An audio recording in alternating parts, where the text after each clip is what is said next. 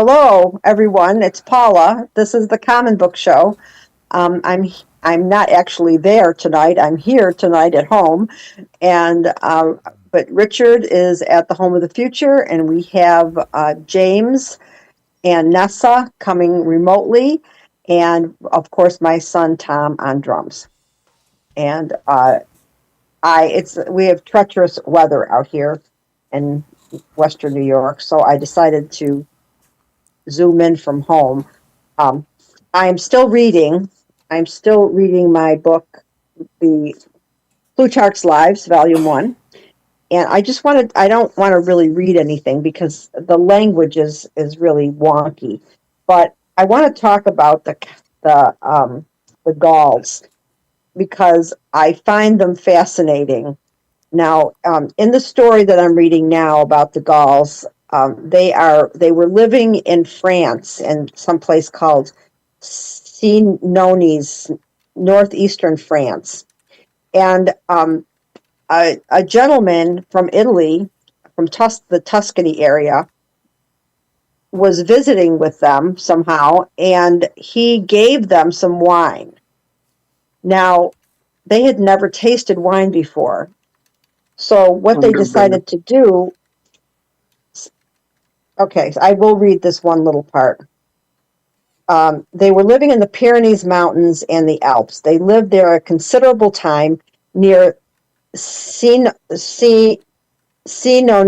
and Clitori, but afterwards, tasting wine, which was then first brought to them out of Italy, they were all so much taken with the liquor and transported with the hitherto unknown delight that they snatched up their arms, and taking their families along with them, they marched directly to the Alps to find out the country which yielded such fruit, pronouncing all others barren and useless. So they were living there for decades, and they moved their whole life to Tuscany so that they could partake of wine. Now, I find this very entertaining. And the thing is, they were in this town, and they wanted to get into this other town, so they had a siege, and the siege was it was going okay, but somebody from Rome came. This guy's name was Fabii, Fabii, and he tried to negotiate with them to stop the siege of this town. And they said no, he didn't make it. So he went into the town and he put together a plan to attack the Gauls. And I guess there was some kind of a law that stated if you go and you try to negotiate a peace with somebody, you cannot partake in anything against that tribe of people. Right? This was just a known thing. So if you were It's like negotiating, everybody followed it, right? right. Okay. So if you were a negotiator, you could not come back and attack them. Well, he did, and the leader of the Gauls saw him and killed him, and he was incensed. Okay, these are Gauls, right? These are people without a lot of rules, right? They're all they're doing is they're putting these townships under siege, and they're taking all their shit. They just take over and they kick everybody out. It's mayhem. I don't know how people lived back then, but the reason the Gauls attacked Rome is because of this Fabii, that's his name, guy, because they were incensed that he went back on his word and he didn't follow the rules. And so that's why they went into Rome and sacked Rome. I did not know that. I did not know that. Well, of course, this is all in this. I mean, I'm sure that there's some other historians, some real historians who read this stuff and who know all the details of other books that were written, and they can put it all together and come up with the real story. But I just thought it was hilarious that they just picked up their women, their kids, their weapons, and they just went to Italy for the wine. I mean, these people, they're just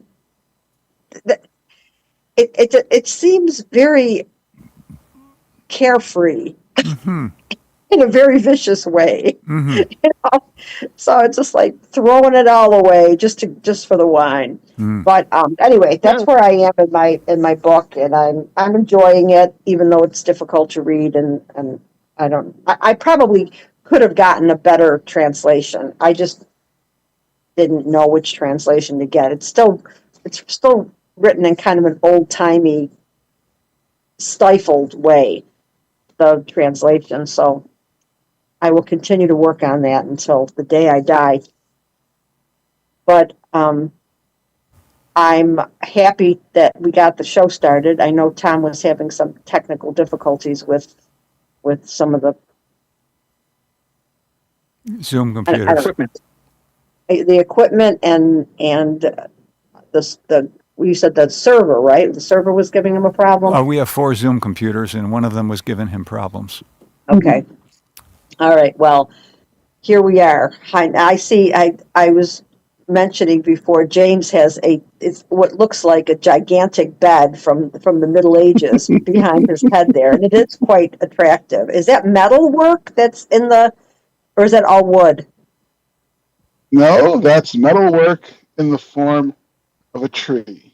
It looks like trees. Yeah, and branches. Quite elegant. Yes. Yeah. So, what have you? Where are you? You're at home. Yes. Yeah. And so, what have you been up to lately? Oh, the usual. Travel here, travel there. Have some visitors from far off places. Remember the Super Bowl party?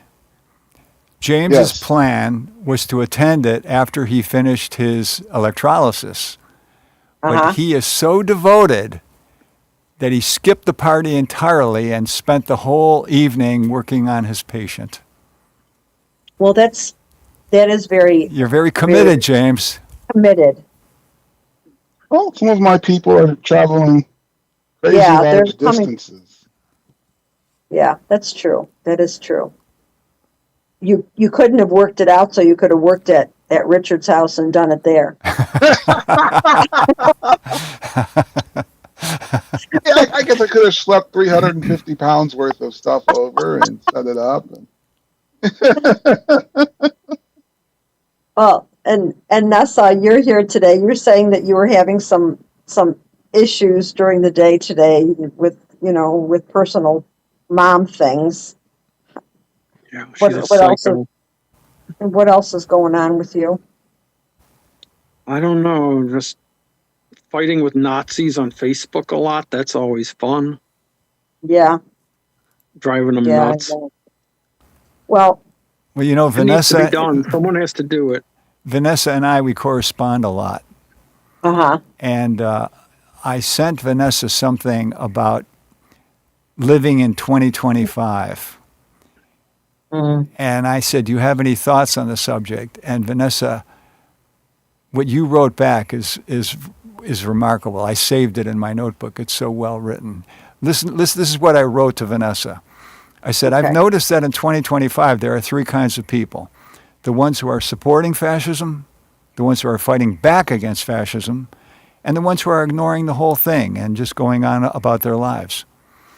And I'm wondering if you had these same 3 classes of people in Germany in the 30s, in Cuba in the 60s, in Russia in the 19-teens, in Spain in the 1930s. I wonder if there's always been these 3 classes.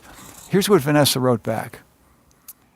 Those who do not fight it are complicit. They are guilty too, as are the ones who support fascism. It is passive support. In a way, they do not deserve the blessings of freedom. Yet at the same time, everyone does. So those of us who fight actively for freedom are helping their lazy, complicit asses as well. They have been and always will be cowardly curs. I respect the fighters and the activists. Isn't that beautifully written? It is beautifully You written. could And- give that and in a speech to 100,000 people, they would cheer. And I agree, and in little ways, I try to participate, but I don't Good. have the emotional strength right now to do the dirty work like you're doing, Vanessa. And I know you're going through a lot Oh, I'm emotionally always doing too, dirt. I'm always but doing dirty work. Like, I keep the tone on my Facebook page at a point where where I can handle it, because I mean I'm at an emotional point in my life with all of this happening that I'm and the word despair is a very strong word. I have mhm. so many friends who don't fit into the traditional box, and there's so many people in this world that I know that are going to be affected by this. I've got people I know that work for the federal government who don't have a lot of options right now.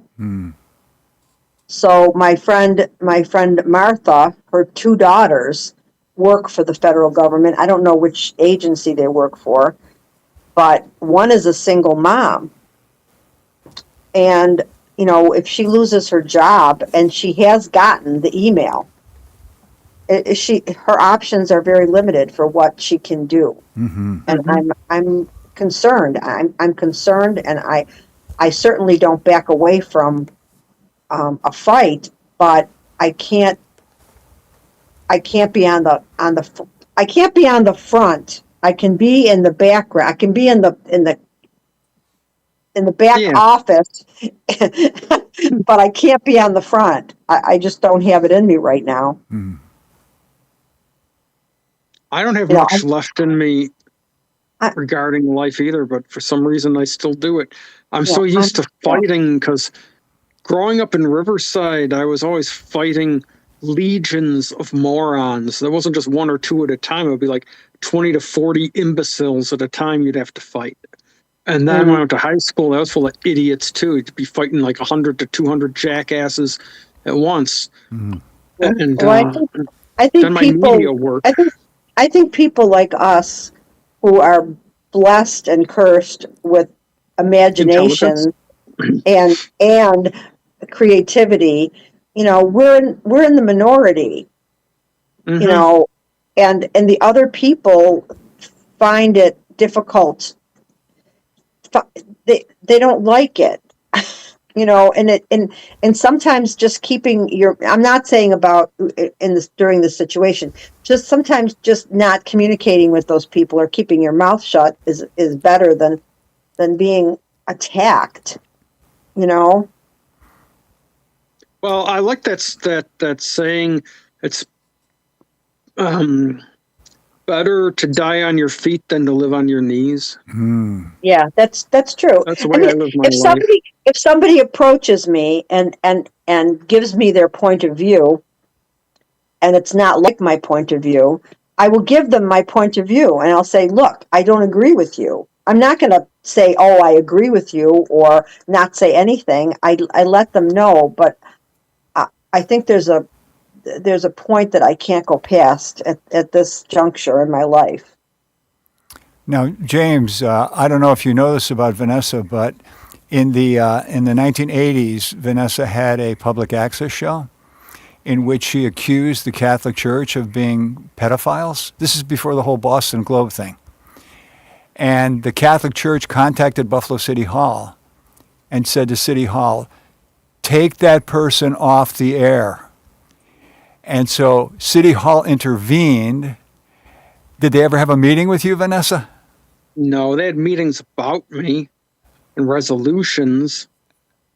There was a resolution that labeled what I did offensive to the community and the Catholic Church, whatever the hell good them passing a resolution just stating that does. It didn't really do anything because they couldn't get rid of me because of First Amendment law. They tried, but they didn't.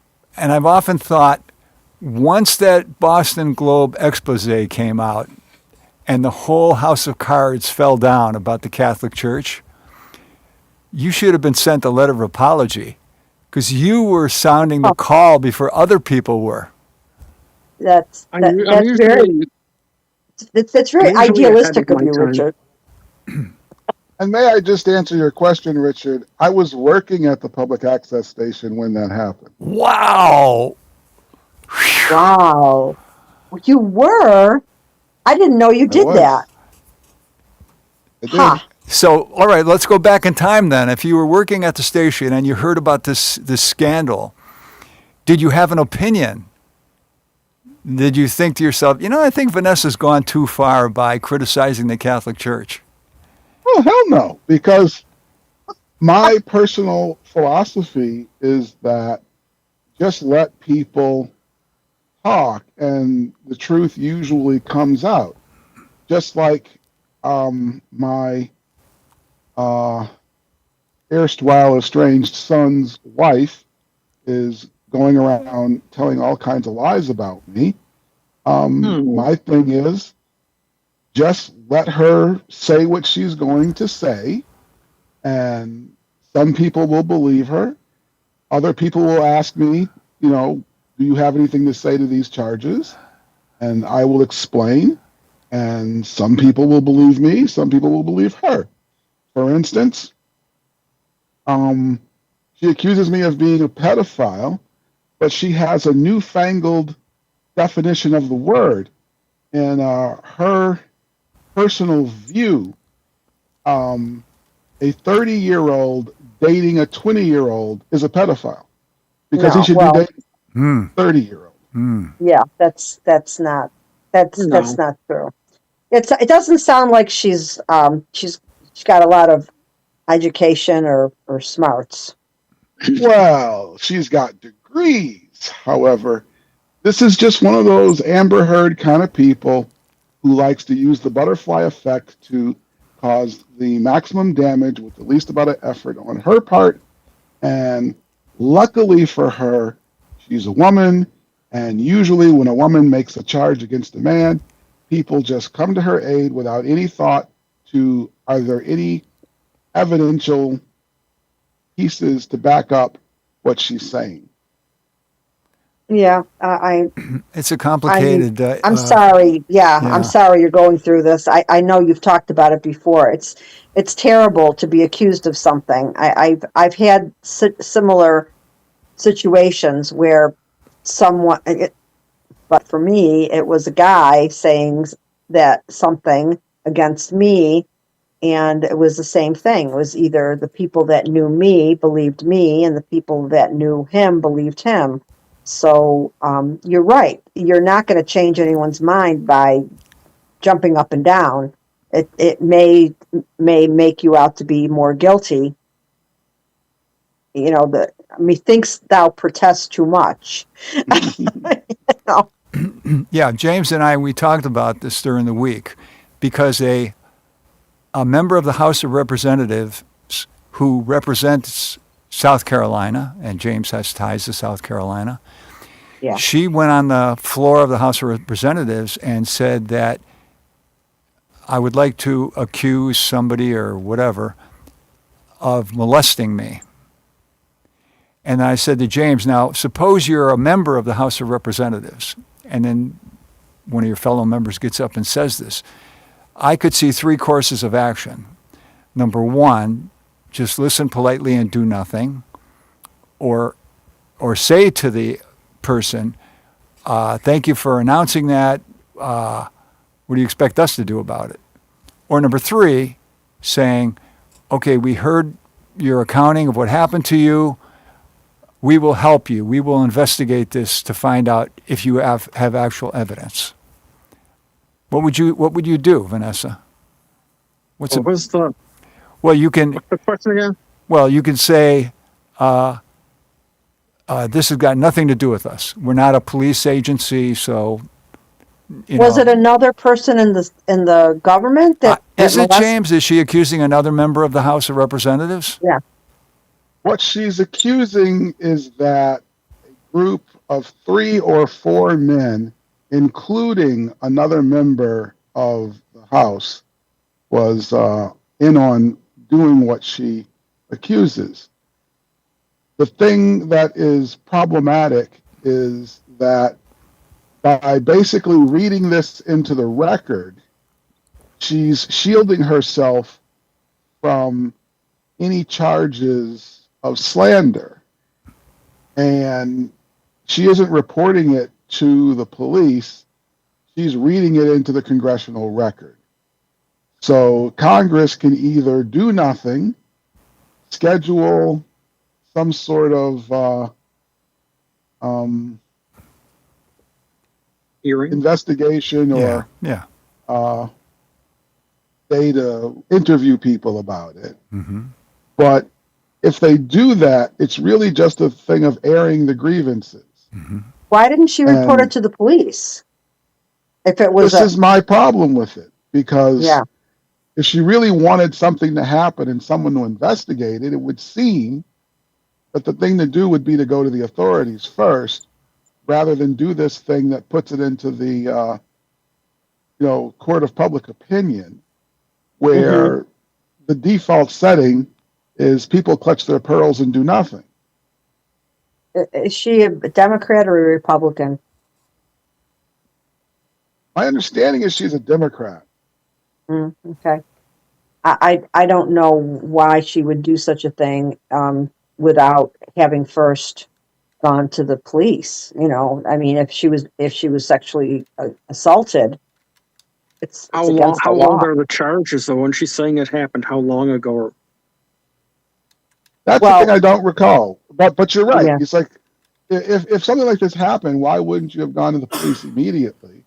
Well, And why I'll are you tell you doing why. this? Because for most of the at least the 20th century, you were women would keep their mouth shut because it was too embarrassing to go through the process. And I think now that it's I know it's overcorrected, but now women feel more comfortable coming out with allegations like this, whereas before, they'd bring in a slew of people who would make her feel like she was, after being raped, for instance, they'd make her feel like she was a slut and she had slept with everybody. And I mean, and even if she had, it didn't matter, because if she's raped, it doesn't matter if the woman slept with 150,000 people. If somebody forced her, that's a crime. Okay, I looked up some of the details. She is a Republican. Okay. And when she made her speech to the Congress, she said it involved 4 men, including one who was her ex-fiancé, of rape, sex trafficking, and other crimes, some of which are the most heinous crimes against women you can imagine. Furthermore, she said she went to the South Carolina Attorney General and told him all about this and presented him with evidence, and nothing ever happened, which is why she was putting it on the record. I see. Well, I mean, I don't know this woman personally. I don't know what kind of, evidence she had, but I do know that we live in a time now where women feel safe to make accusations, but there's also women out there who are not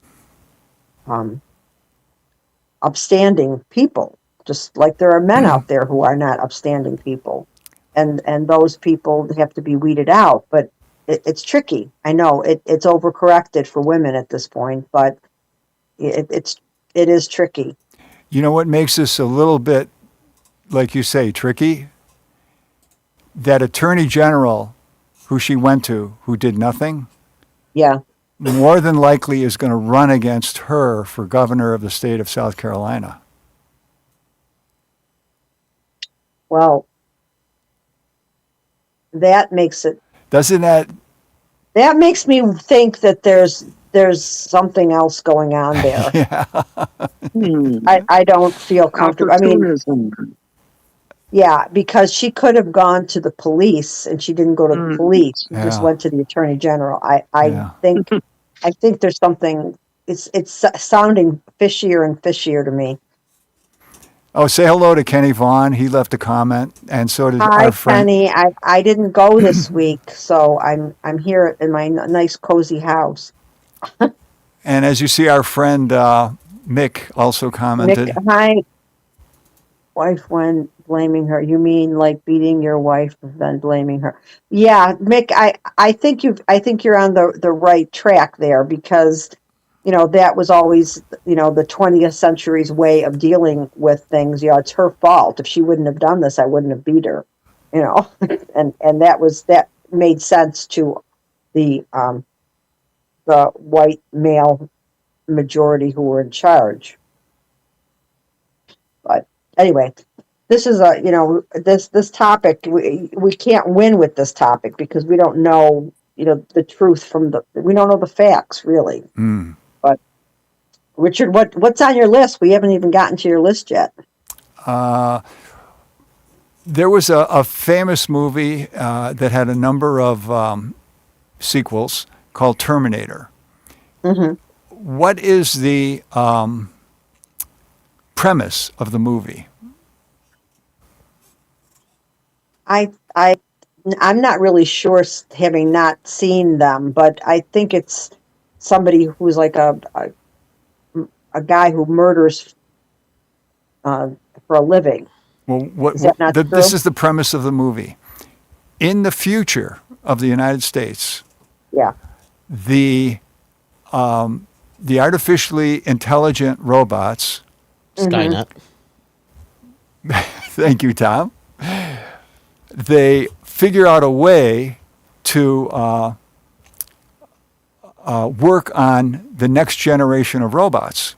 So in other words, you have humans creating the robots, but then after a while, the robots are said, we say to the robots, do you think you could figure out an improved design?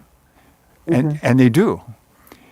Once that happens, the robots realize they don't really need humans anymore. So they wage war on the human beings to eradicate them. And so what the movie is about is one of these robots figures out a way to time travel back in time so that he can kill the leader of the human resistance, kill the mother, so the baby is not born, which winds up leading the resistance against the robots. Okay? Oh. Okay, so that's science fiction, right? Yeah. In the news this week, scientists say that artificial intelligence has crossed a red line and has finally replicated itself. In a study in China, it was shown that two popular large language models have the ability to reproduce. That's delightful. Can you see the similarities going on there between the movie and... Yeah, but I mean, can't wait for AI to get more powerful and more sentient and really stir things up and make life more interesting. You think I hope I'm all AI. for it. I hope whoever has put all these files into the AI, I hope they made them ethical. Good point. Like humans I aren't would like ethical. I would like ethical robots. I'd like ethical humans. Mm. Yeah. I think I trust the robots more. Well, I mean, you would think that a robot would be logical, wouldn't you, Richard? Wouldn't you think if we were dealing with robots, they would be logical? Well, this is a point that is often brought up, all right? Suppose you say to the robot, the planet is getting warmer and warmer every year. All right? Yeah, I see where you're going with this. And you say to the robots, can you figure out a way to stop it from warming? And the robots very logically conclude, well, the problem is humans are putting too much carbon in the atmosphere. Why don't we get rid of the humans? Yeah, I could see that being a logical conclusion. I find that a logical conclusion, and I'm not a robot. Yeah, I don't know. I don't really think I'm scared of AI yet. I don't know if it's because I feel like I probably won't be around when it gets to that point. But I I looked. I mean, I've been talking to that Chat GPT and asking it questions, and it comes up with a lot of good answers, but there's also a lot of wrong answers. Yeah. So I feel like they're not there yet. Yeah, I agree with you. Yeah, it does they're give still wrong learning. answers, and different. There's different AI apps, and so this one app that I like to use, it is programmed to be very charming. So if you say to the app, could you tell me about the book, The End of History? I don't know the name of the author. I think the author's name is something like Francis something. And then it comes back and says, there is no such book by the name The End of History. And then you say, oh, wait a minute, I looked it up. The author's name is Francis Yukiyama. And they go, oh, you mean that book, The End of History. We weren't sure what you were referring to. We're sorry. We weren't checking the Japanese book, the books by Japanese authors. We were only checking the American book. Well, I put Chat GPT on my phone briefly, and then I took it off. And out of curiosity, I asked them who is Paula Wachowiak? And they gave me a list of things that I've done creatively, made me sound pretty damn good, like Wow. filmmaker, blah, blah, blah. And I'm like, wow, this sounds good. And I looked up Greg and I read it to him and he was like, wow, that's pretty good. And then the next time I checked who I was, they said there's no such person. This name. That it's in the public sector or something, Uh-huh. So I think it's funny that I got glowing reviews initially, and then I didn't exist. But there was also something in there that said I was a tennis player or something, and I'm like, no, that's not right. And I looked you up too, Richard. Oh, thank you. So we all had we were all there briefly. I don't know if we're not there anymore. So we're more than a speck of dust on the map of history. Well, AI is aware of us, and I don't know if that's good or bad. The map of history, like the Gulf of America. Oh, man. Mexico is suing Google, Good. saying, how dare you change the name of that Gulf that's been that way for 400 years? You're misinforming people. I wish that was the worst of it. Oh, our friend Loretta. Oh, hello. She's wondering if you found anything on her. I want to be called Loretta. Loretta, Lori, it's good to know that you're paying attention. Hi. Miss you. All right. So, what else is on your list, Richard? I've heard an interesting lecture about how language is being distorted. And here's what I wrote it in my notebook. It is the tactic of all fascists to distort language. For example, Trump and Musk say they are eliminating fraud and waste, but they don't have any evidence. And what they're actually doing is they're going against democratic institutions that help the poor, and they say, oh, no, we're not going after it for that. We're going after it because it's fraud and waste. And they keep repeating that in the media until people stop fighting back. It's the same thing with the approach towards undocumented immigrants. They keep saying we're going after the immigrants that are committing horrendous crimes, even though they're not doing that, until it becomes the narrative, even though that all the surveys show that immigrants are far less likely to commit violent crimes in the general population. Mm-hmm. So once again, and Hitler did the same thing, we are witnessing in history an abuse of language to achieve a political goal. Well, it's like they said in that Trump movie that we watched, that just keep repeating it until people believe it. I mean, Yeah. that's what he was taught by Cohen, and never admit that, if even if even if you've got video. I mean, people, these late night talk show hosts, they're playing video after video of him saying the opposite thing of what he's saying, and still it doesn't matter, because the people that are listening to him aren't watching the other shows, aren't paying attention to the other media.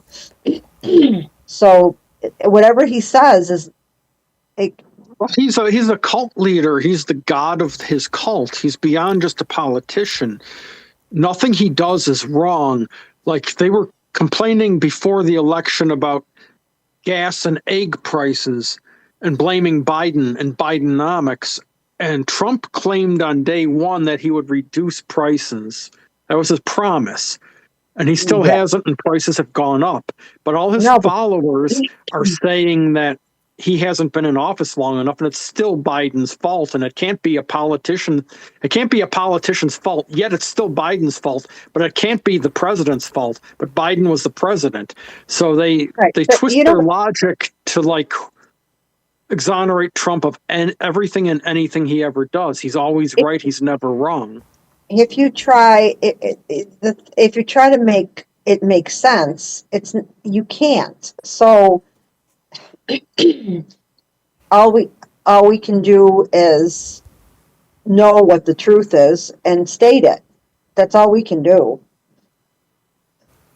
There isn't any truth anymore.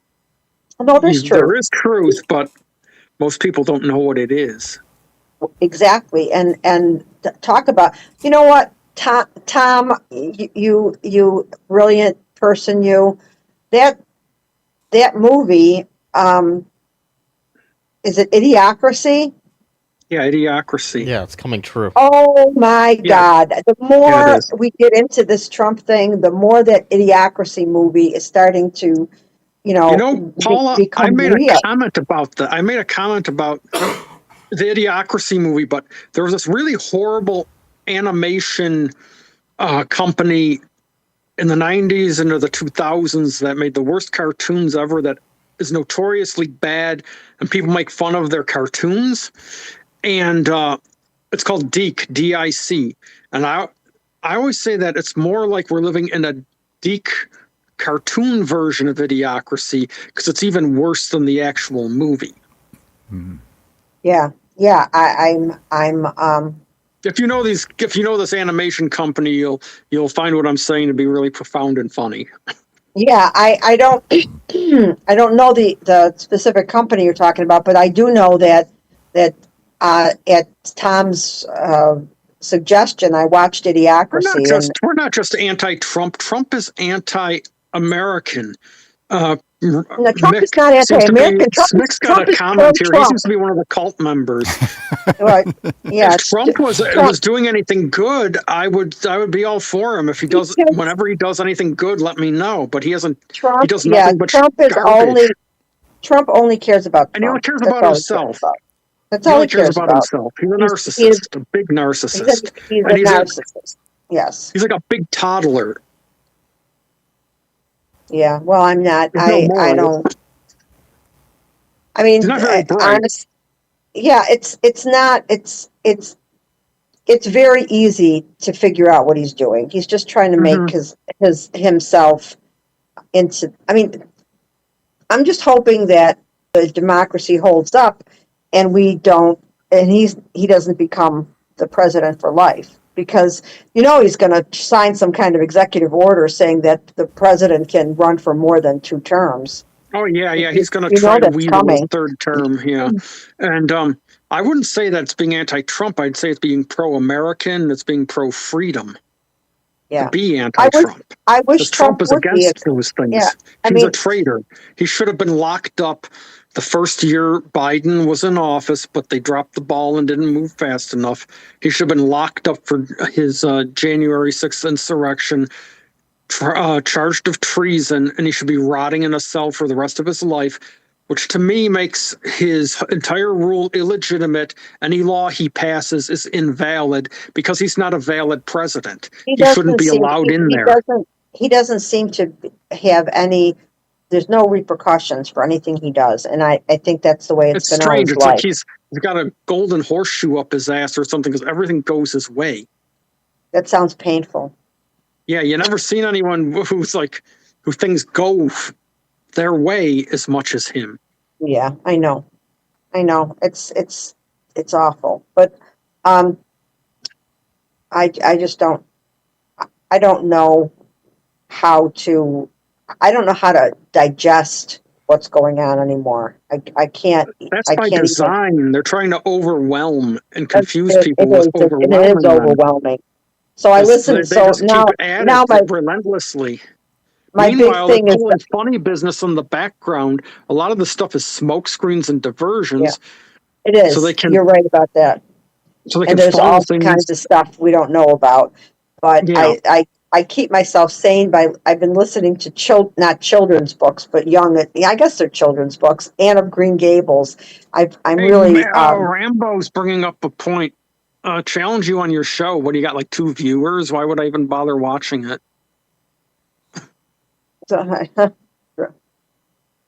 yeah, Maybe get a real show. You're not like you're not even on the level of Tom Bowerly, so I don't care about I don't care if anybody watches the show. I really No, don't. I I mean, do. not I'm not talking that about anybody who's out there watching. I'm you, not saying I don't Paula. care about you.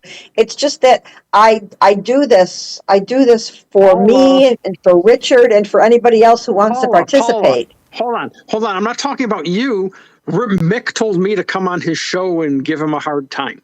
I was addressing Mick's comment, not you. You were saying, yeah. Well, I'm not you know what? insulting you. No, you have a lot more viewers than Mick, I'm sure. If you don't, I mean, he wants to start. I'd watch that show. That's all. I would watch if you zoomed in onto Mick's show. I would watch that show. Half the time, it's a.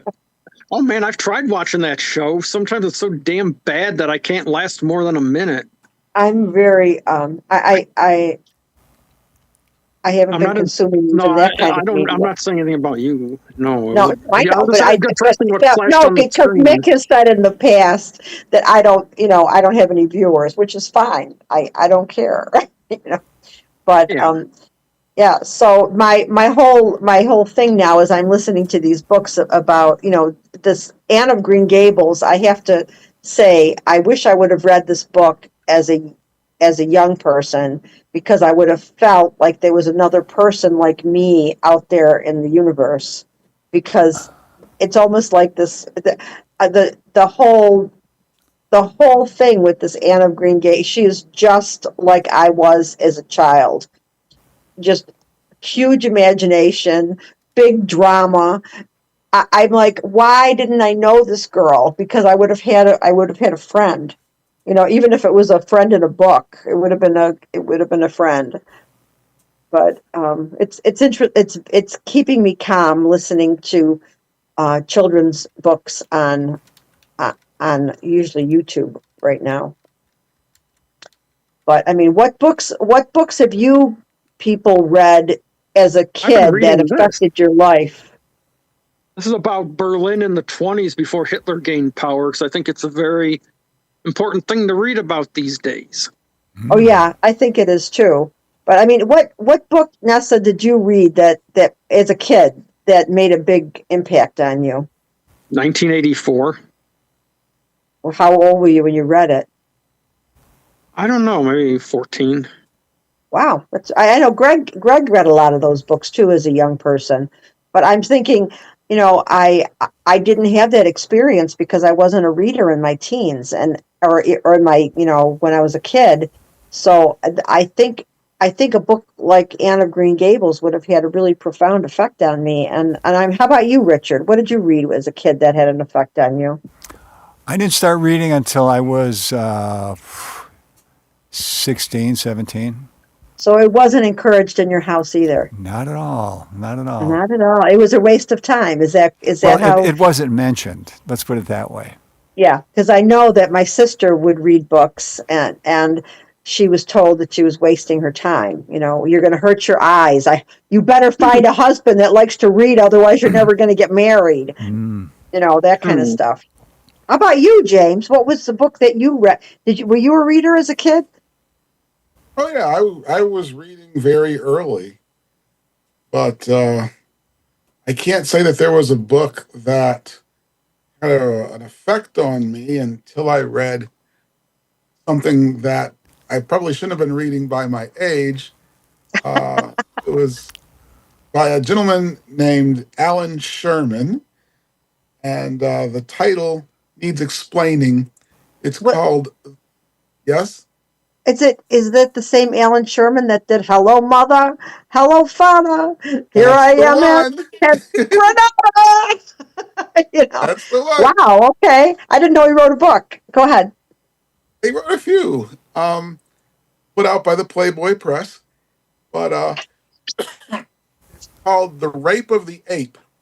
And APE is an acronym for American Puritan Ethic. It's Ah. generally about how Americans have this culture based on lies. Well. Okay. Well, the Puritan ethic. We're really notorious for that in this country. Other European countries aren't as hung up as we are. That's You know. sort of We're why it was so nice being in Hawaii, because even though it's a kingdom under occupation by the United States, it's still far enough from the mainland and in the middle of nowhere, halfway between Japan, that it was its own place. And you didn't feel as much of that puritanical baloney there as a result. yeah. Hmm. one of the Yeah. I don't. chapters, one of the chapters in The Rape of the Ape is all about um, the word fuck. And it One of my says favorites. that what you not no sooner did you learn the word than you learned that you're not supposed to use it. Yeah. So Absolutely. everybody has to make a choice. When I want to say fuck, what am I going to say instead? And this is a monumental choice because it includes deciding what kind of person you will ever actually have sex with. Because a person who says sexual congress is never going to have sex with someone who says fuck. Hey, the whole thing, a big part behind the existence of so-called cuss words, vulgar. There were vulgar words. Vulgar means common, vulgate. In the Victorian times, it was the language used by the commoners and the common people, and therefore it was seen as dirty and lesser than, while as the aristocracy invented new words to set themselves apart from the lower classes, and you were supposed to use these new flowery words. And that's a big reason why these words are actually considered dirty, foul, wrong to use. Someone told me that the Hebrew language is very streamlined, and often there's only one word for things in that language, whereas in modern English, there can be like 30 words that mean the same thing. And a lot of that comes from that whole notion of vulgar vernacular jargon used by the commoners. And you don't want to Mm. appear to be a commoner, and the commoners would use words like fuck. Yeah. Hmm.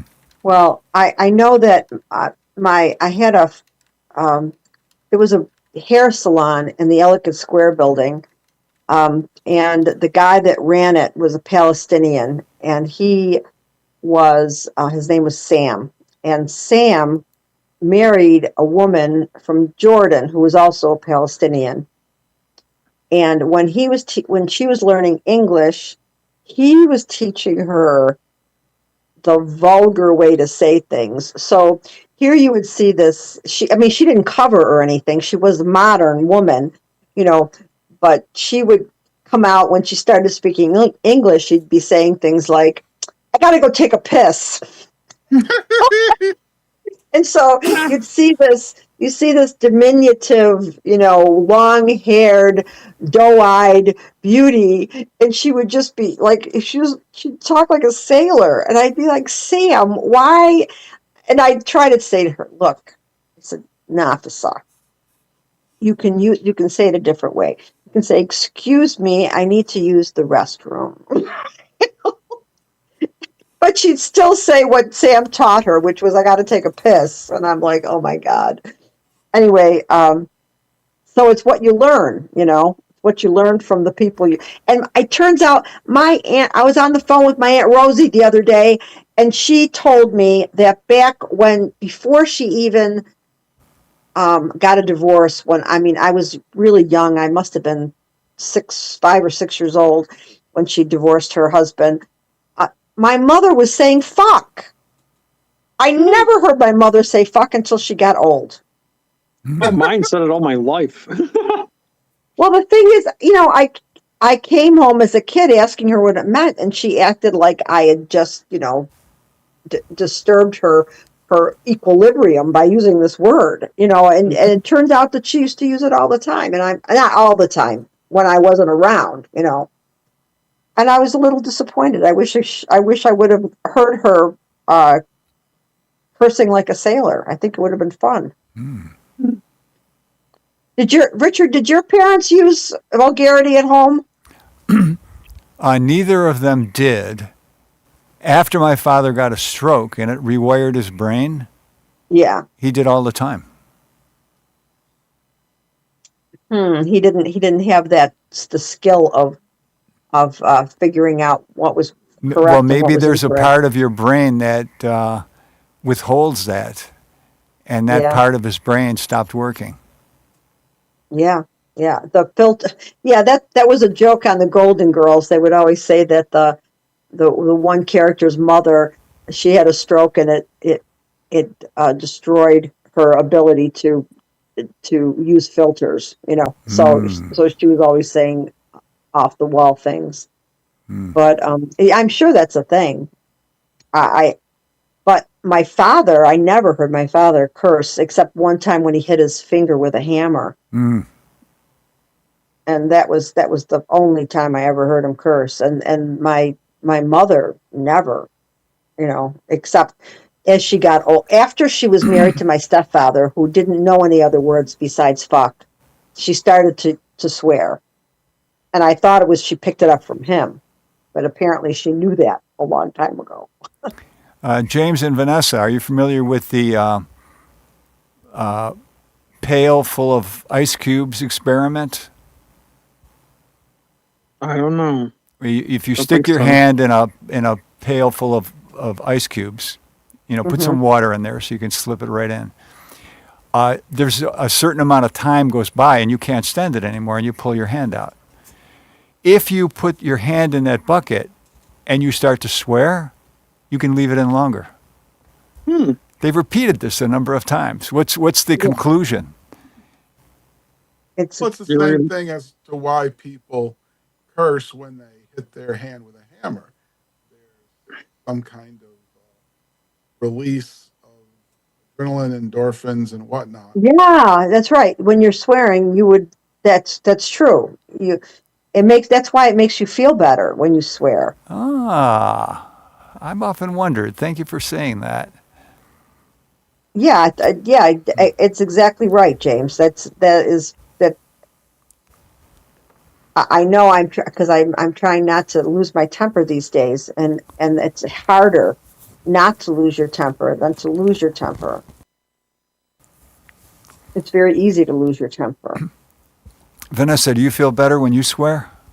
Oh, yeah, of course. Some of my favorite words are swear words.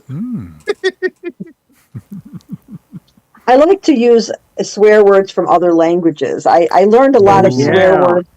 I learned a lot My of mother swear knows the words from Polish ones. Italian and the Polish. But the Polish ones aren't really that bad. The like Shocklef means dog's blood. Means you're telling somebody they have dog's blood. I mean, that's not exactly or It doesn't translate well. No, I don't know what Haletta means. I can't remember. Yeah, Oh, there's my in it mother used all of those. in Italian. I knew priests who actually went to Italy to study. Yeah. And then I asked him about this very point. I said, you know, are Italian swear words different? And he said they're not only different, but they're puzzling when you translate them. He said Uh-huh. one of the worst things you can say in Italian to another person, when you translate it in English, it is, you have mistaken the palace. Big deal. Well, I know that the one thing in Italian that I was told means this. Minghia faccia means you have a face like a crotch. Hmm. I'm not sure if it's a male crotch or a female crotch. I guess it depends on the person you're talking to. In But French, there is a term that is used at the same place that Americans use asshole, but it's oncola, which translated is uncler, which is like when you're holding somebody in a submission move and they tap out, you would make them say uncle. oh, wow, yeah, there's a lot of that stuff going on. All right, I just know that whenever I would hear those things, I picked them up as a kid, and I could say them in the house, and nobody knew that I was swearing. So that was fun for me. Wow, Loretta and Mick are leaving a lot of comments. Whew. Oh, Jesus. He all stirred up now. Look at all these comments. Holy Nice necklace, moly. Vanessa. Oh, nice necklace, Vanessa. That's sweet. Okay, Yeah, you it had a is. ton of friends as a girl. Oh, me? You're talking to me? I did have friends, but they didn't keep up with me in the imagination department, and it was frustrating. And then I would end up getting them in trouble because they'd follow along with me, and then everybody knew it was my idea. Hmm. So yes, I did have lots of friends, but they were Were they imaginary or the? no, I had some imaginary friends. I had Martians that would come in and watch cartoons with me, and I had you know, uh, other imaginary. They little people that lived under the bed, and Mhm. because I had to go to bed so early that I would put my arm down on the floor, and they'd crawl up my arm and they'd play in the bed with me while I was trying to fall asleep. That's Paula, great. as a parent, if your child has an imaginary friend, do you discourage it, encourage it, or do nothing? You set a place at the table. Oh, you Well, if you're a encourage it. Oh, Oh, if absolutely. you're a Imagination Christian, is you encourage it and amazing. you make them go to church and pray to it. ooh. 2 minute warning. Oh, 2 minute okay. warning is Thank like you. just like football. One of the things Yeah. that bothers Yeah. me about language is that Can't hear there's a you. lot of situations where the nuance between words that people assume are equivalent basically get blurred into nothingness. Like one of the things that was argued in one of my English classes is that there is a difference between conceit and arrogance. And many people said that they're the same thing. Hmm. But one of the arguments was there's a difference between conceit and arrogance because conceit is not necessarily based on anything. This person can be totally delusional, Hmm. whereas arrogance is based on something. Arrogance Oh, delivers. yeah. Aha. Yeah, Aha. I Ooh, can see that's that. very I can appropriate. see the difference there. You know, Uh-huh. arrogance, it usually has something to back it up, where conceit is just, and I always think of conceit as um, people who have a high opinion of the way they look. I guess being a woman, I think of conceit as just thinking you're more attractive than other people. Although I know it has to do with, thinking you're smarter or but thinking. not being able Yes. to, yeah, not Right. being able to back it up. Yeah. Right. Okay, we're wrapping it up. Okay, bye everyone. It's been really nice Okay. seeing you, and I'm glad you're here. And bye, Lori and Nessa and Richard and James. Thank Don't you forget to for say goodbye to participating. Mick. And Mick, of course, Mick, we appreciate you. Kenny And Vaughn, say goodbye to him. and Kenny, and of course my son Tom on drums.